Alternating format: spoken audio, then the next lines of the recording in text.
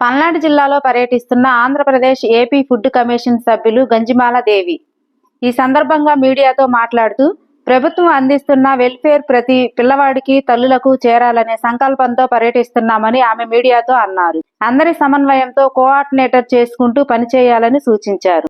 Commission సభ్యురాలుగా Palnadu జిల్లాలో పర్యటన ఉందండి.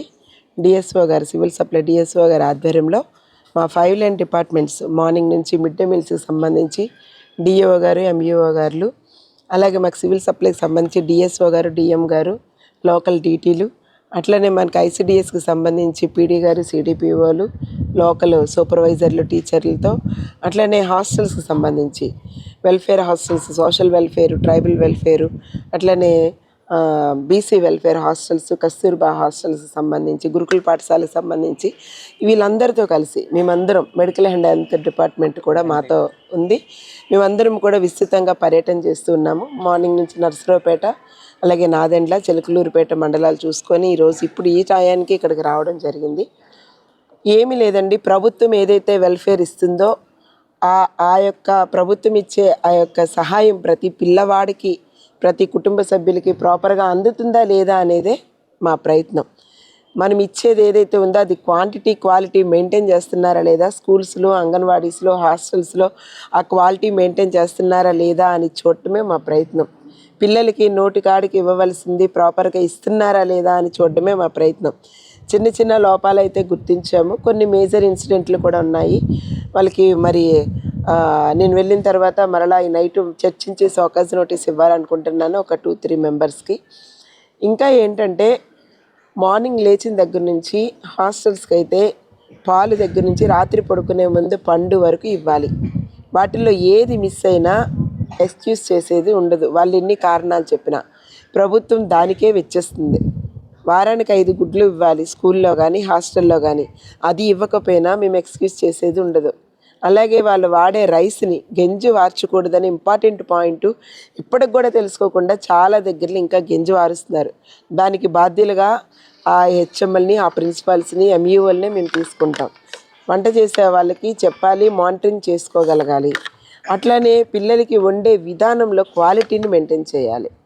కొంతమంది చూడండి, మనం పెరుగు అనుకుంటే మజ్జిగలాగా, మజ్జిగ అనుకుంటే చారులాగా, రసంలాగా, లేకపోతే నీళ్ళలాగా కనిపించే స్థాయి నుంచి పిల్లలకి పెట్టేది తక్కువైనా చక్కగా కమ్మగా పెట్టాలనేది మా ప్రయత్నం. ఇవన్నీ కూడా ప్రభుత్వం మమ్మల్ని అందరినీ నియమించి మేము ఇట్లాగా విస్తృతంగా జిల్లాల పర్యటనలు చేసుకొని వీళ్ళకి అందుతుందా లేదా, వీళ్ళకి సహాయంగా, ఎందుకంటే చదువు కోసం ఎంతో ప్రయత్నం జరుగుతుంది మన రాష్ట్రంలో, ఎంతో పెట్టుబడి పెడుతున్నాం. స్కూల్ దగ్గర నుంచి, బ్యాగ్స్ దగ్గర నుంచి, యూనిఫామ్ దగ్గర నుంచి, బుక్స్ దగ్గర నుంచి అన్నీ వాళ్ళకి ఫ్రీగా అందజేస్తున్నాం. చదువే వాళ్ళకి ఆస్తి. వాళ్ళ తల్లిదండ్రులు వాళ్ళ కోసం భూములు కొనకపోయినా, బంగారాలు కొనకపోయినా మనం చదువు అందించగలిగితే వాళ్ళు రేపొద్దున వాళ్ళ కాళ్ళ మీద వాళ్ళు నిలబడి ఆ చదువునే ఆస్తిగా సమకూర్చుకుంటారనే ఒక ప్రయత్నం ఆంధ్రప్రదేశ్లో జరుగుతుంది. దాని ప్రయత్నంలో భాగంగానే ఇన్ని వ్యవస్థలు మేమందరం కూడా పనిచేస్తూ ఉన్నాం.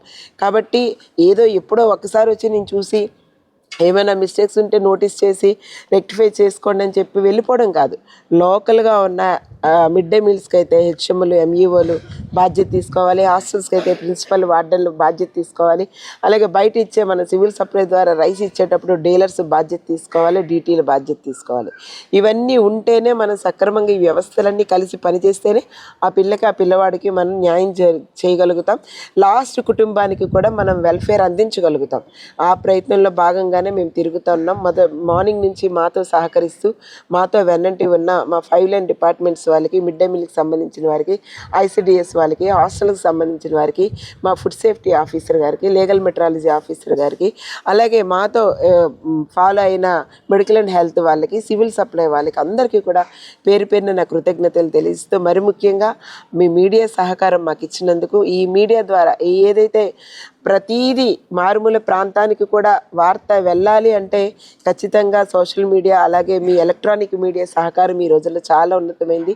మీరు కూడా యాక్టివ్ పార్ట్ తీసుకొని ఇంతమంది వచ్చి మరి మా వాయిస్ను, మా గళాన్ని ప్రజలకు అందించడానికి మీరు వచ్చినందుకు ప్రత్యేకంగా మీ అందరికీ కూడా మా ధన్యవాదాలు తెలియజేస్తూ, ఈరోజు రేపు కూడా పల్నాడు జిల్లాలో మా పర్యటన ఉంటుంది. మేము పర్యటనలో గుర్తించినవి కొన్ని సూచనలు చేశాము. అది ఒకవేళ ఒక వారం 10 రోజులు టైం ఇస్తాం వాళ్ళు రెక్టిఫై చేసుకొని పక్షాన్ని, ఎందుకంటే దానికి సంబంధించిన ఆఫీస్ ఆఫీసర్ని ఇక్కడ చెప్పి వెళ్తున్నాం, వాళ్ళు మళ్ళీ వస్తారు.